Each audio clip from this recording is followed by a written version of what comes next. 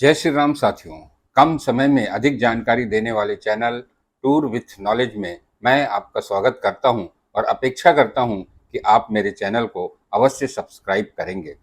आप में से अधिकांश लोग जो भगवान श्री राम से संबंधित स्थानों की यात्रा की होगी और अयोध्या की यात्रा तो अवश्य ही की होगी। इसमें से अधिकांश राम भक्त अयोध्या जाते हैं और केवल राम जन्मभूमि में रामलला के दर्शन करके वापस आ जाते हैं।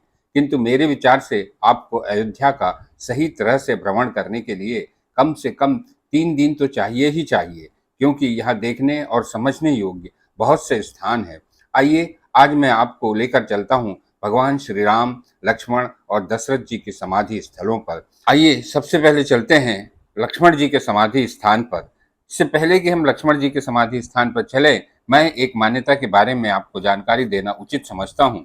जब त्रेता युग का अंत समय आया, तब यमराज जी भगवान राम के पास आए और उनसे अकेले कमरे में मिलने की इच्छा जाहिर की। भगवान राम से यह वचन भी लिया कि उन्हें कोई भी व्यक्ति व्यवधान नहीं पहुंचाएगा और बातचीत के बीच में यदि कोई व्यक्ति आता है और व्यवधान पहुंचाता है तो भगवान राम उसे मृत्यु दंड देंगे। भगवान राम भी यमराज जी को वचन देते हैं कि यदि उनकी बातचीत के बीच में कोई भी व्यक्ति व्यवधान उत्पन्न करने आएगा तो उसे वो मृत्यु दंड देंगे।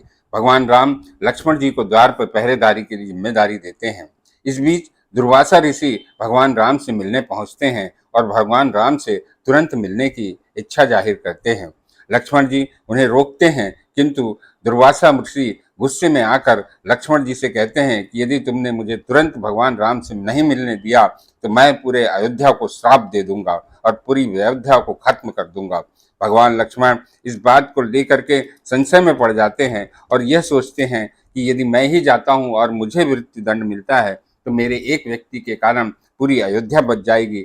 लक्ष्मण जी तुरंत कमरे में जाते हैं और व्यवधान उत्पन्न करते हुए भगवान श्री राम को दुर्वासा ऋषि के आगमन की सूचना देते हैं।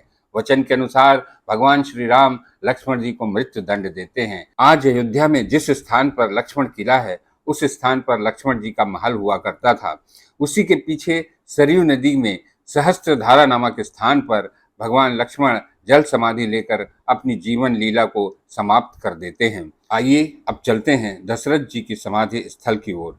अयोध्या से लगभग 17 किलोमीटर दूर सरयू नदी के पास विलहरी घाट नामक स्थान है। जिस समय महाराज दशरथ जी की मृत्यु हुई, उस समय भगवान राम और लक्ष्मण जी वनवास के लिए निकल गए थे। इसलिए भरत और शत्रुघ्न जी ने महाराज दशरथ का अंतिम संस्कार इसी स्थान पर किया। इस स्थान पर महाराजा दशरथ का मंदिर, उनकी मूर्ति के साथ साथ भगवान राम की वंशावली, भगवान दशरथ की समाधि और चबूतरा बना हुआ है। यहाँ तक पहुँचने का मार्ग ऊबड़ खाबड़ और बहुत सकरा है।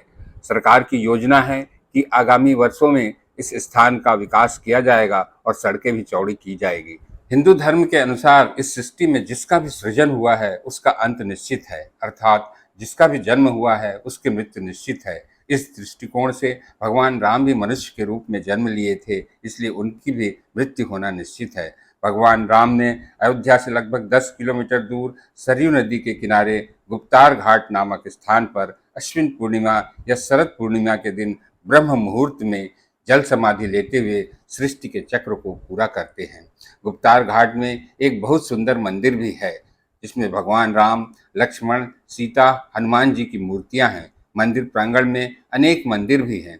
गुप्तार घाट में प्राकृतिक सुंदरता भी मनमोहक है। गुप्तार घाट पहुंचने का रास्ता बहुत अच्छा नहीं है, किंतु भविष्य में इसके चौड़ीकरण की योजना है। दोस्तों, इस वीडियो में मैंने कम से कम समय में आपको अधिक से अधिक जानकारी देने का प्रयास किया है।